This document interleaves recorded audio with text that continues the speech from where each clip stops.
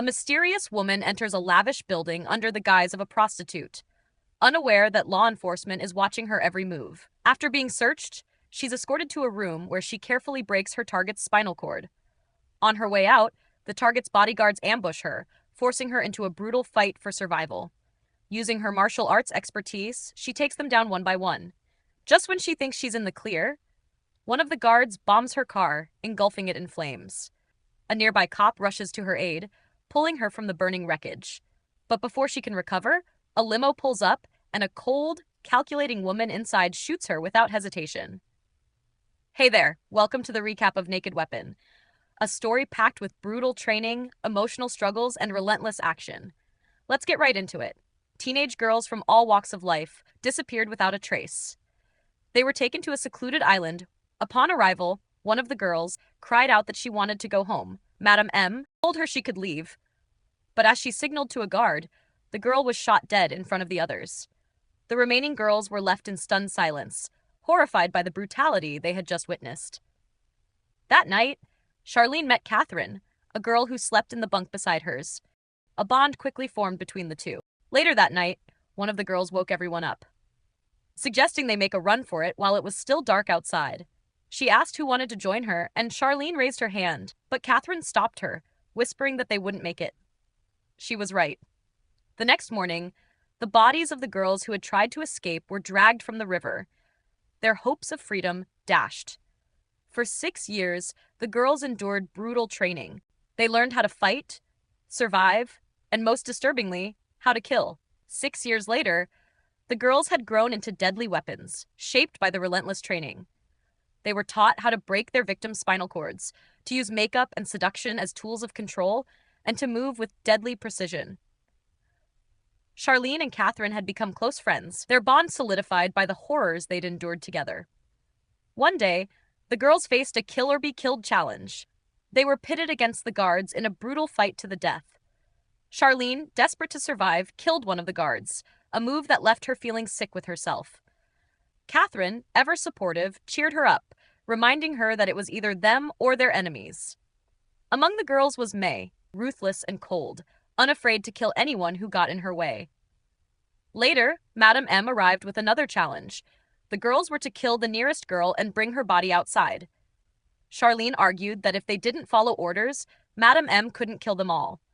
But Catherine reminded her that they had no choice but to obey. May stepped forward and took the first move, and chaos erupted as the girls were forced to fight one another. Eventually, the brutal task was completed. Madame M returned to announce that the next day, the final exercise would be a fight to the death, and only one would survive. Charlene turned to Catherine and made her promise that if they ever had to fight each other, Catherine wouldn't hold back. The friendship they had formed now faced the grim reality that one of them might have to kill the other. The day of the final test arrived. The girls were told to randomly pick a numbered stick. The challenge was set. Number 1 would face number 2 in a cage match. The winner would then face numbers 3 and 4, followed by 5, 6, and 7, until only one remained. Catherine picked number 1. She told Charlene to remember her if she didn't make it out of the cage alive, but Charlene couldn't bear the thought of losing Catherine. Without hesitation, she kicked Catherine, took her numbered stick, and stepped into the cage in her place. Charlene steps into the cage, and the brutal fight begins. She dispatches number 2 with ease, her movements swift and precise. Then, numbers 3 and 4 enter the cage together. The fight is more intense. Charlene takes a hit that leaves her bruised, but she manages to defeat them both. Next, she faces 3 more opponents, numbers 5, 6, and 7. Though exhausted, Charlene's resilience and skill carry her through. She defeats them, but by the time the fight ends, her energy is nearly spent. Now comes the final round. Charlene must face 4 remaining fighters, numbers 8, 9, 10, and 11. Among them are Catherine and the ruthless May. As the fight begins, Catherine rushes to Charlene's side, evening the odds to 2 against 3. May, unimpressed by one opponent's chatter, eliminates her with a swift, brutal move. Now it's 2 on 2, Catherine and Charlene versus May and the last remaining girl. Charlene musters her strength and takes down the other girl, but the effort leaves her collapsing to the floor, completely drained. It's down to Catherine and May.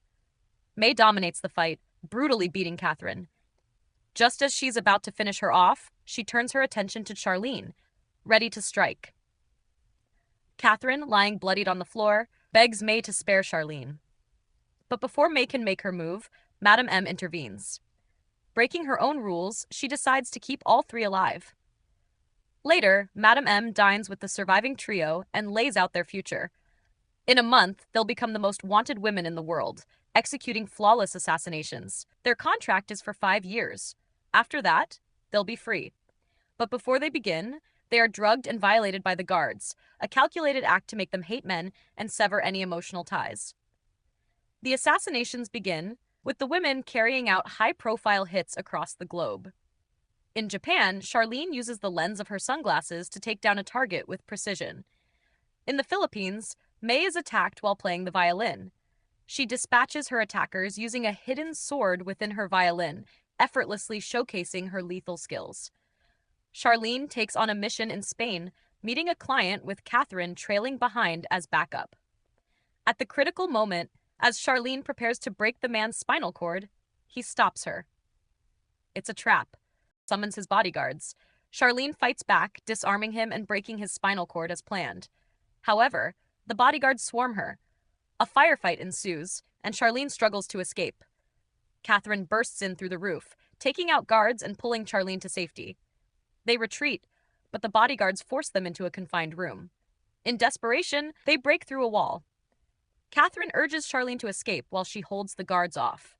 Though reluctant, Charlene finally agrees, but not before begging Catherine, "Please, don't die." Charlene makes it to the exit, but is ambushed by a man who nearly kills her. Just when all seems lost, Catherine appears and saves her, eliminating the threat. Meanwhile, CIA agent Jack Chen examines the body of one of Charlene's targets in the morgue. He notes the unique injuries, a telltale sign of Madame M's assassins, whom he calls the China Dolls. It has been 6 years since Jack last encountered a case like this. A blood sample on the victim doesn't match him, but instead belongs to one of the missing girls from 6 years ago, Charlene Ching. Jack is now on her trail. Charlene's mother is seen praying at a temple, still holding on to hope that her daughter is alive. Jack visits her and reveals the truth. Her daughter is now an assassin. He tells her Charlene may be in Hong Kong or heading there soon. Jack urges the mother to contact him immediately if Charlene reaches out. 46 hours later, at the Hong Kong Dragon Boat Festival, a public figure arrives for the ceremony. Charlene's mom is also at the festival, standing right beside the public figure. Jack is there too, tailing Charlene's mom in case Charlene shows up. From the crowd, Charlene shoots the public figure. Her mom, startled, looks toward the direction the bullet came from and spots Charlene. Jack follows her gaze and sees Charlene just as she starts to run. The public figure isn't dead yet, so May steps in and finishes the job. Meanwhile, Jack chases Charlene through the festival. She ducks into an ice cream van, and Jack follows her inside. Unaware anyone is in the back, the driver closes the van and starts driving. Inside, Jack identifies Charlene and declares she's under arrest. However, the temperature in the van drops as it becomes freezing cold. Both begin to shiver, and Jack gives Charlene his jacket. When the cold becomes unbearable, Jack suggests they share body heat by hugging to survive. Charlene agrees. As they huddle, Charlene softens for a moment and tells Jack he's a good guy. Then, without warning, she knocks him out and escapes. When Jack wakes up, he realizes what happened and kicks himself for letting her go. Later that night, Jack stakes out Charlene's mom's house, waiting for Charlene to show up. But instead of Charlene, May arrives on Madame M's orders to kill her mom. Jack springs into action, jumping onto the roof to intervene, but his gun falls during the commotion. Desperate, he points his phone at May and orders her to drop her weapon, hoping she won't realize it's not a gun. Unfortunately, his phone rings, and May smirks before attacking. A fight breaks out, and May overpowers Jack, easily kicking his ass. Just as she's about to kill him, Charlene shows up. Spotting her injured mom, Charlene orders Jack to take her mom and get out. Jack carries Charlene's mom to safety, leaving Charlene to face May alone. The two women engage in a brutal fight. May is a skilled fighter, and Charlene has several close calls, but in the end, Charlene overcomes her and eliminates May. Charlene rushes to her mom, hugging her tightly.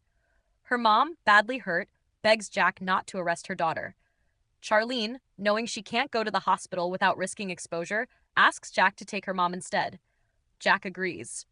Later, Catherine reminds Charlene about the terms of their 5-year contract. They aren't supposed to see their families until it's over. She warns Charlene that Madame M might kill both her and her mom for breaking the rules. Madame M came to see Charlene in person and offered her a deal. Complete one last job and the contract would be over. Charlene agrees. Madame M meets with Fiu Ji, a powerful man who hires her to find and eliminate a traitor within his organization.